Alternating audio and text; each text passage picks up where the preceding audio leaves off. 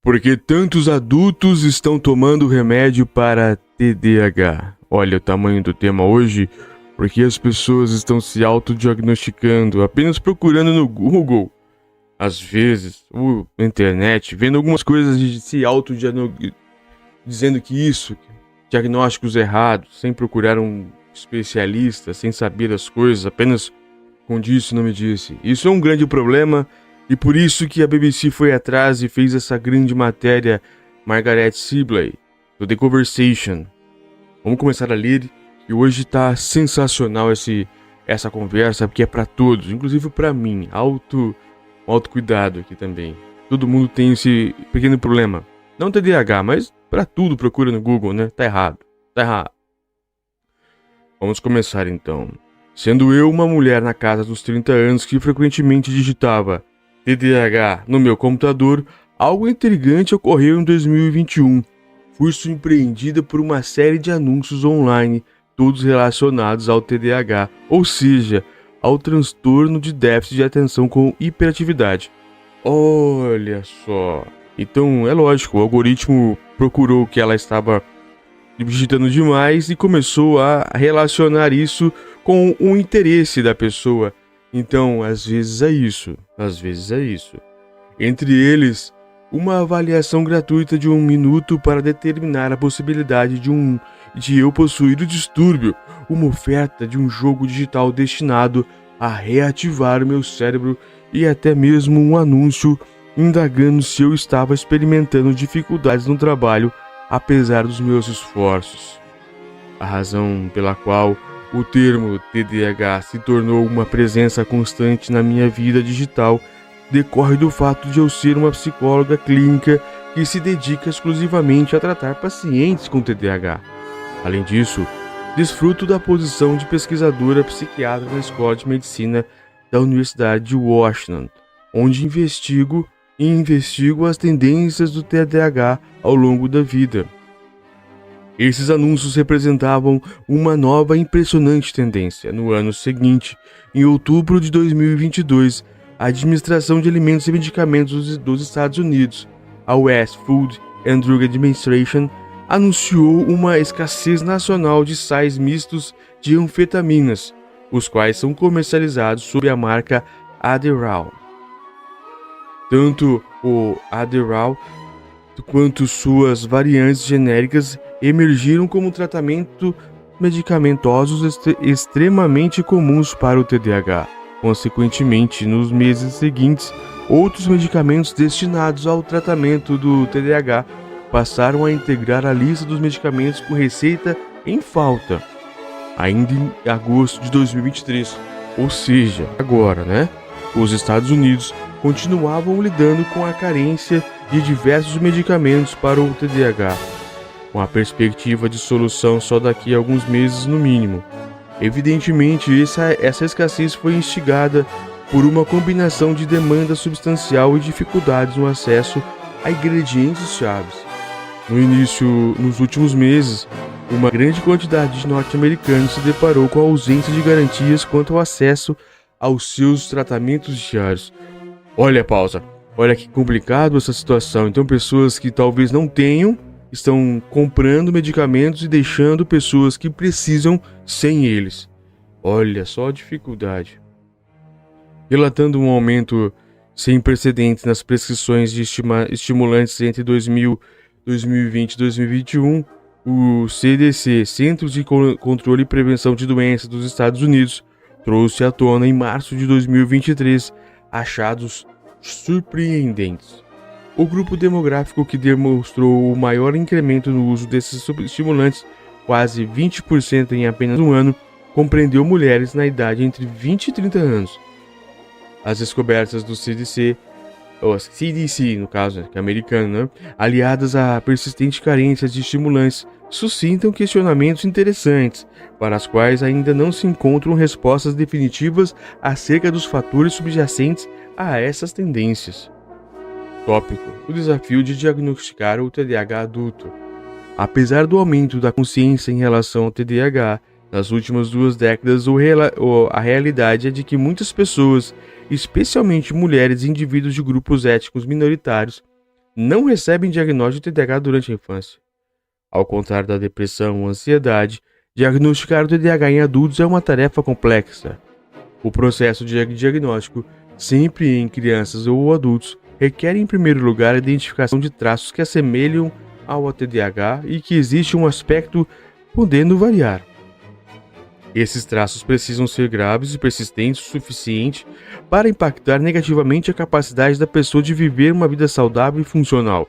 Uma pessoa comum pode apresentar alguns sintomas que lembram o TDAH, o que torna desafiador distinguir entre características semelhantes ao TDAH, como esquecer as chaves, manter uma mesa desorganizada ou ter a mente vagando durante tarefas monótonas. É um transtorno médico que requer diagnóstico.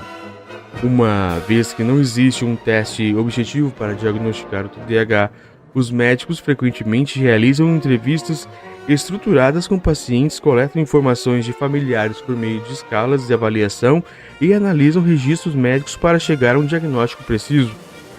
Os desafios no diagnóstico também são notados por profissionais de saúde mental, incluindo psiquiatras, devido às semelhanças do TDAH com outras condições. Curiosamente, a dificuldade de concentração é o segundo sintoma mais comum em todos os distúrbios psiquiátricos. A complexidade é ainda maior porque o TDAH é um fator de risco para várias condições com as quais compartilha características. Por exemplo, a constante exposição a feedbacks negativos pode levar adultos com TDAH a desenvolver sintomas secundários de depressão e ansiedade. O diagnóstico preciso exige um profissional de saúde habilidoso e bem treinado, disposto a investir o tempo necessário para coletar minuciosamente o histórico do paciente. Considerando as circunstâncias da pandemia de Covid-19, embora haja alguns fatores evidentes, ainda que está claro o quanto eles têm contribuído para o aumento nas prescrições de estimulantes. No ano de 2021, os Estados Unidos ainda estavam no ápice da pandemia. As pessoas estavam enfrentando perdas de emprego, desafios financeiros e complexidades do trabalho remoto, enquanto equilibravam responsabilidades como a educação online de seus filhos. Insegurança e incerteza eram sentimentos generalizados, com muitas famílias lamentando a perda de seus entes queridos. A pandemia impactou a todos, mas evidências sugerem que as mulheres foram afetadas de maneira muito mais intensa. Isso possivelmente levou a um aumento proporcional na busca por tratamentos estimulantes para auxiliar na adaptação às exigências do cotidiano. Adicionalmente, com restrições em espaços recreativos presenciais, as pessoas passaram a investir mais tempo nas plataformas digitais.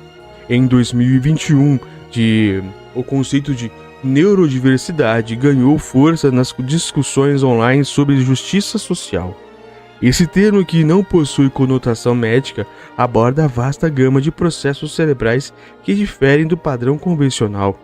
Na mesma época, a hashtag ADHD se tornou uma tendência relevante no TikTok, com relatos divertidos sobre perda de objetos, procrastinação e características de TDAH.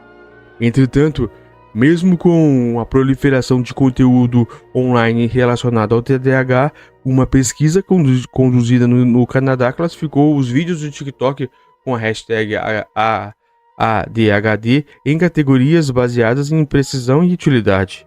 O achado foi notável.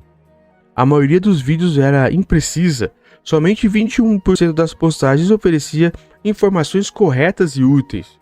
Ou seja, 79% são erradas. Preste bem atenção nisso, pessoal. Dessa forma, em meio à comunidade online em crescimento, muitas pessoas recentemente diagnosticadas com TDAH podem não estar de fato sofrendo da condição. Para alguns, a cibocondria, olha o nome, cibocondria, uma ansiedade relacionada à saúde após pesquisas online, poderia ter surgido. Olha, não conhecia esse termo, olha que legal. Cibocondria é uma ansiedade relacionada à saúde após pesquisas online. É isso que a maioria tem, né? Pesquisar no Google, cibocondria. Anotado aqui. Outros podem ter confundido o TDAH com outro transtorno, o que é surpreendentemente comum. Além disso, alguns podem ter experimentado apenas leves problemas de atenção, que não atingem o nível de gravidade para serem considerados TDAH.